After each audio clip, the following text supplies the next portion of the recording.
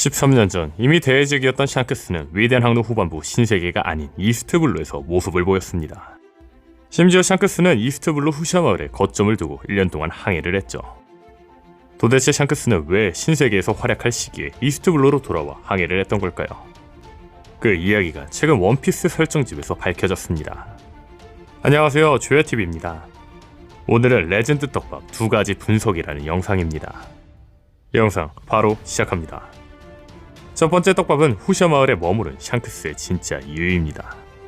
언제인지는 정확히 알 수 없지만 적어도 22년 전 샹크스는 붉은 머리 해적단을 결성합니다.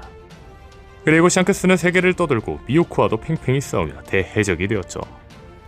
그런데 여기서 주목할 건 한창 잘 나가던 시기에 샹크스는 위대한 항로 후반부 신세계가 아닌 이스트블루에서 모습을 보였습니다.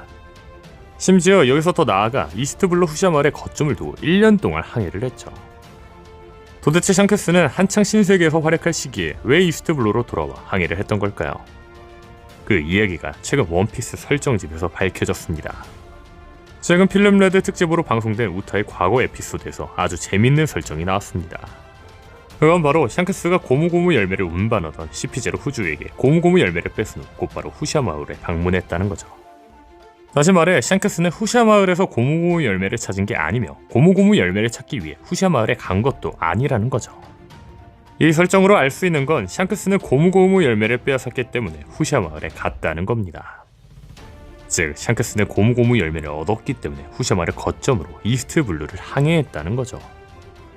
분명한 건 샹크스가 고무고무 열매를 뺐을 당시 샹크스는 고무고무 열매의 정체에 대해 아는 듯해 보였습니다.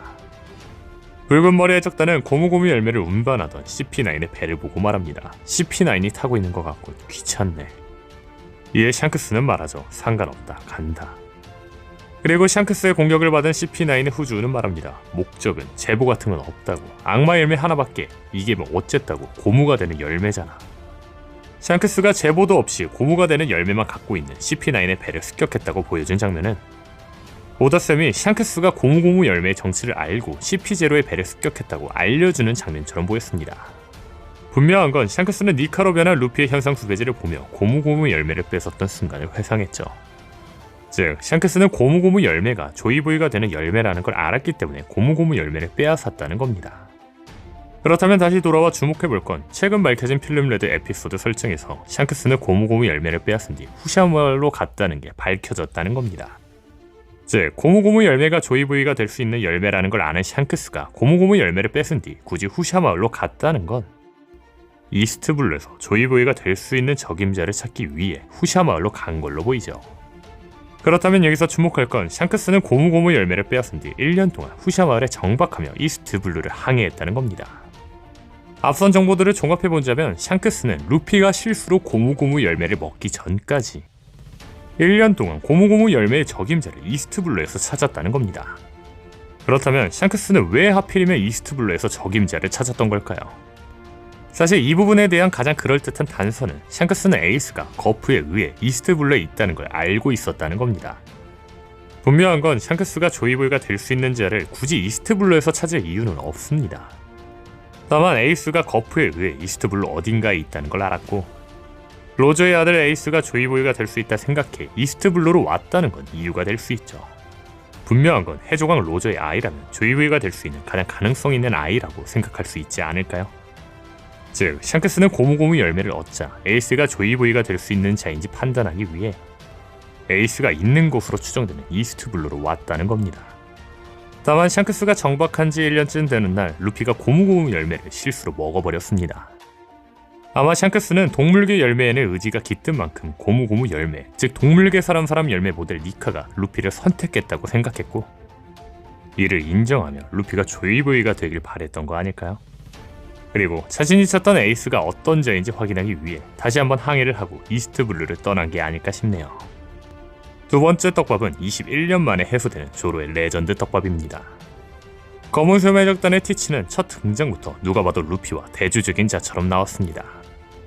또한 루피는 1화에서 동료 10명을 모아 밀짚모자 해적단이 총 11명이 될 것을 암시하고 있었는데 마침 티치에게는 10명의 선장들이 동료로 있습니다. 즉 루피와 티치뿐만 아니라 루피 해적단과 티치 해적단의 대결은 필연적이라는 거죠. 현재 많은 사람들도 이 대결에 공감하고 있으며 미래에 나올 매치업에 기대를 하고 있습니다. 그렇다면 여기서 주목할 건 조로의 상대는 누구일까요? 많은 사람들은 조로와 같은 검사 시류라고 이야기합니다. 그 이유는 지금까지 조로가 2인자를 상대하고 있었는데 시류가 2인자로 추정되기 때문에 시류와 매치업이 될 거라고 이야기하죠. 다만 혹자들은 조로는 시류가 아닌 다른 자와 대결을 펼치지 않을까라고 이야기했었습니다. 그 이유는 바로 다이아몬드 떡밥입니다. 알라바스타에서 조로는 싹둑싹둑 열매를 먹어 몸이 전신 칼날로 몸의 강도가 강철인 미스터 원을 상대로 매우 고전했습니다. 그 이유는 당시 조로는 강철을 베지 못했기 때문이죠. 다만 조로는 전투 중에 각성을 하였고 강철을 벨 수 있게 되었습니다. 근데 미스터 원은 쓰러지며 아주 의미심장한 말을 합니다. 다음번에 다이아몬드라도 벨 건가? 그렇죠. 대사 하나하나의 떡밥을 남기는 오더 스민 만큼 다음번에 다이아몬드라도 벨 건가라는 대사는 추후에 조로가 다이아몬드를 벨 거라는 떡밥이 아닐까라는 거죠. 실예로 11년 전 조로는 연분소도, 즉 불을 자르는 검을 갖고 싶다 했고 11년 후 조로는 불을 가르게 되었죠. 즉 다이아몬드를 벨 거라는 떡밥이 있는 만큼 조로는 언젠가 다이아몬드를 벨 겁니다. 그렇다면 여기서 주목할 건 현재 미스터 원처럼 몸의 경도가 강철인 사람이 있는 것처럼 몸의 경도가 다이아몬드인 사람이 있습니다. 바로 반짝반짝 열매 능력자로 몸을 다이아몬드로 변화시킬 수 있는 조주입니다. 다만 흰색 해적단은 이미 루피 해적단과 너무 우호적인 관계입니다. 다시 말해 조로가 갑자기 흰색 해적단의 대장 중 한 명인 조주를 베는 건 애매하죠. 그래서 사람들은 검은색 해적단이 능력자 사냥으로 조주의 능력을 빼앗아 시류가 그 열매를 먹고 조로가 몸을 다이아몬드로 변할 수 있는 시류를 베며 다이아몬드 떡밥이 해결될 거라 생각했습니다.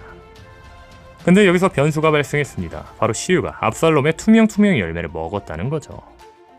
그래서 혹자들은 조주와 비슷한 전투 방법과 피지컬을 가진 바제스가 능력자 사냥으로 조주의 반짝반짝 열매를 빼앗고 추후에 조로가 몸의 경도가 다이아몬드인 바제스를 베며 떡밥이 해결되지 않을까라고도 이야기했죠.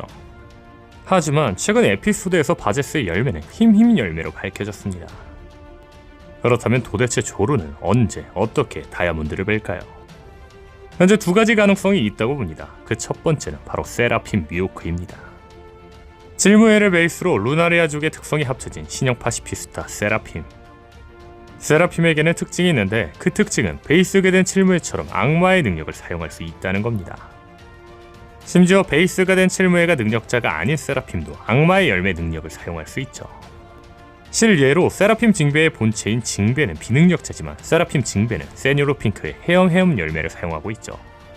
그렇다면 도대체 세라핌은 어떻게 악마의 능력을 사용할 수 있는 걸까요? 그건 바로 그린블러드입니다. 그린블러드 안에는 열매 능력자의 혈통인자가 들어있는데 그 혈통인자 안에는 초인계 능력이 들어있습니다. 즉 세라핌은 그린블러드가 있기 때문에 악마의 능력을 사용할 수 있는 거죠. 그렇다면 여기서 주목할 건 세라핌 미호크에게도 그린블러드가 흐른다는 겁니다. 다시 말해 세라핌 미호크 역시 능력자라는 거죠. 다만 세라핌 미호크의 능력은 밝혀지지 않았습니다. 그렇다면 여기서 주목할 건 현재 세라핌 미호크는 에그에든의 배신자에 의해 루피랭을 공격하고 있다는 겁니다. 물론 세라핌들이 다시 아군으로 돌아올 확률도 있지만 분명한 건 세라핌의 명령 위권 순위가 가장 높은 오로성이 에그에드로 오는 만큼 오로성의 적인 루피랭은 오로성의 명령을 받는 세라핌과 싸울 수밖에 없죠. 게다가 현재 원피스 내에는 검사는 항상 검사와 대결이 나오는 만큼 세라핌에서 유일한 검사인 세라핌 미호크는 조로와 대결을 펼칠 겁니다. 그렇다면 주목할 건 현재 세라핌 미호크는 능력자이지만 능력이 공개되지 않았다는 겁니다. 혹시 세라핌 미호크의 능력은 번쩍번쩍 열매로 몸이 다이아몬드 아닐까요? 분명한 건 오다스는 굳이 세라핌 미호크가 능력을 사용하는 모습을 보여주지 않았습니다. 혹시 세라핌 미호크의 능력은 우리가 놀랄 무언가이기 때문에 보여주지 않고 있던 거 아닐까요? 예를 들면 몸을 다이아몬드로 변할 수 있는 번쩍번쩍 열매라든지 말이죠. 즉 세라핌 미호크 대 조로 대결에서 조로가 미호크에게 상처를 내며 다이아몬드 떡밥이 해소되지 않을까 예상해봅니다. 조로가 다이아몬드 떡밥을 해소하는 두 번째 가능성은 해루석입니다. 해루석의 경도는 그 어떤 것보다 단단합니다. 몸 길이 30m의 바나나 악어가 해루석으로 만든 감옥을 물어도 흠집은커녕 이빨만 나갈 정도이며 골디로저와 어깨를 나란히 한 대외적인 시키, 콜로세움 역사상 최강의 검투사 키로스도 다리에 해루석 사슬이 채워지자 사슬이 아닌 다리를 자르고 탈출했죠. 게다가 드레스로자에서 해군 대장도 뵐 수 없던 세장을 막았던 건 헤르석으로 만들어진 스마일 공장이었습니다. 즉 헤르석은 그 어떤 무엇보다 단단하다는 겁니다. 근데 여기서 주목할 건 헤르석의 경도는 이미 밝혀졌다는 거죠. NES 로비 편에서 CP9은 헤르석이 다이아몬드만큼 단단하다고 말해줍니다. 그렇죠, 헤르석의 경도는 다이아몬드 정도라는 겁니다. 만약 어떤 누구도 베지 못한 다이아몬드 경도의 헤르석을 조로가 베는 장면이 나온다면 조로의 다이아몬드 떡밥이 해결되는 거 아닐까요? 오늘 영상은 여기까지입니다. 시청해주셔서 감사합니다.